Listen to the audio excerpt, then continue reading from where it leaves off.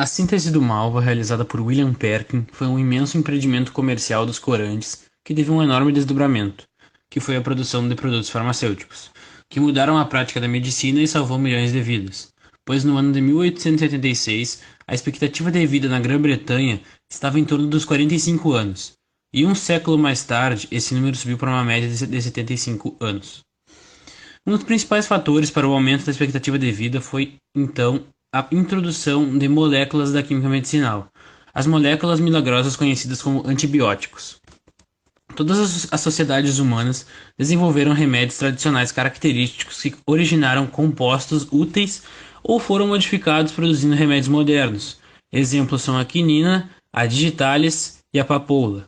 Mas quase não se conheciam remédios para tratar infecções bacterianas, o que colocava a vida em risco. Mesmo a utilização de antissépticos como o fenol não melhorava a situação, pois, embora ele ajudasse a evitar infecções provocadas por cirurgia, pouco contribuía para deter uma infecção depois de que ela se iniciava. No início do século XX, as indústrias viviam graças ao investimento de corantes. Então, através deles veio o conhecimento químico. Foram produzidas reações em grandes escalas, purificação e separação. A indústria Bayer Company começou a utilizar os corantes de anilina e foi a primeira indústria a reconhecer a possibilidade da produção química de medicamentos. E a aspirina foi o remédio que foi usado pelo maior número de pessoas no mundo inteiro. Ácido salicílico é uma molécula obtida da salicina, que é obtida originalmente da casca de árvore do salgueiro, que possui propriedades analgésicas e curativas.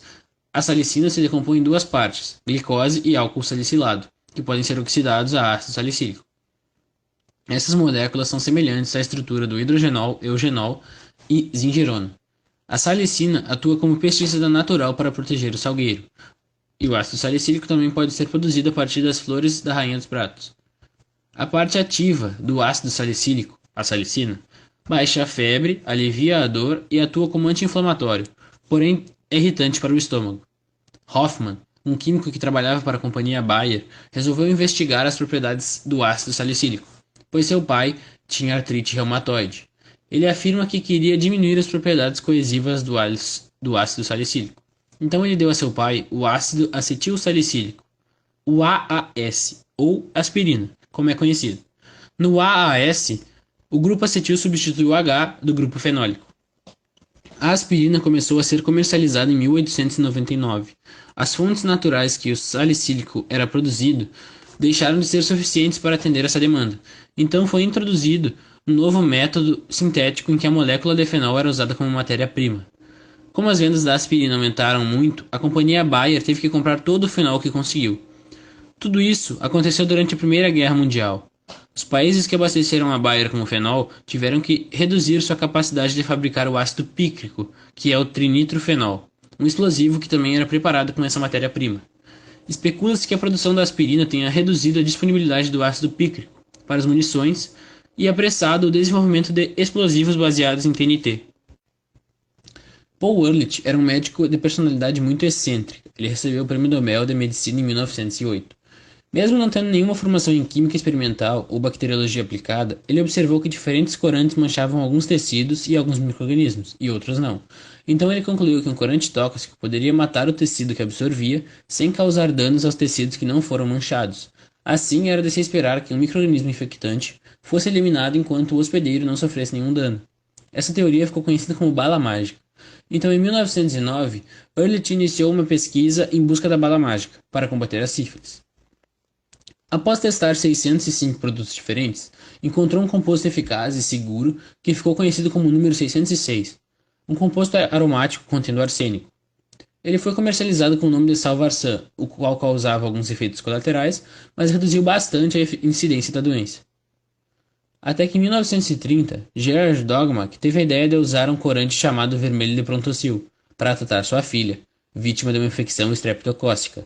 Nos testes realizados em bactérias cultivadas em laboratório, o corante não apresentou atividade antibacteriana, porém o mesmo inibiu o crescimento dos streptococcus em camundongos de laboratório. Após um tempo, pesquisadores chegaram à conclusão de que a ação de corar não era propriedade do vermelho de Prontocil, que inibia o crescimento bacteriano, mas sim a decomposição da molécula do corante no corpo humano, a qual produz sulfanilamida, e ela é a que apresenta o efeito antibiótico.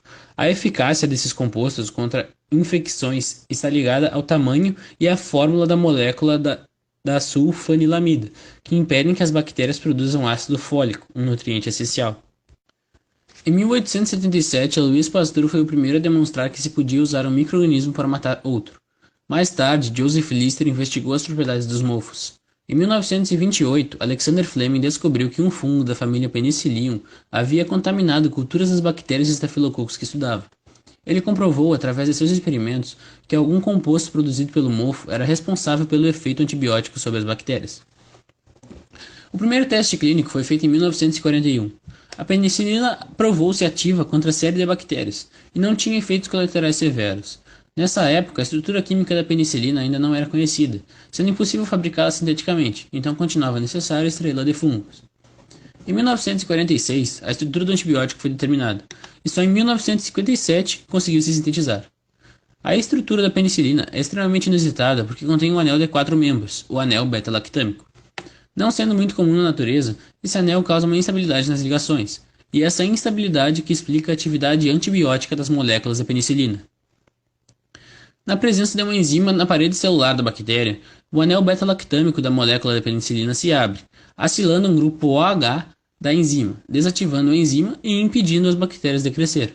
As células animais não têm parede celular, então não somos afetados por essa reação. Diversas outras moléculas de penicilina foram isoladas a partir de fungos, e outras foram sintetizadas quimicamente. As modificações estruturais no mesmo sentido da molécula podem ser muito variáveis, mas o anel beta-lactâmico está sempre presente. A partir da década de 1930, ocorreu a diminuição de taxas de mortalidade por doenças infecciosas devido à utilização dos antibióticos.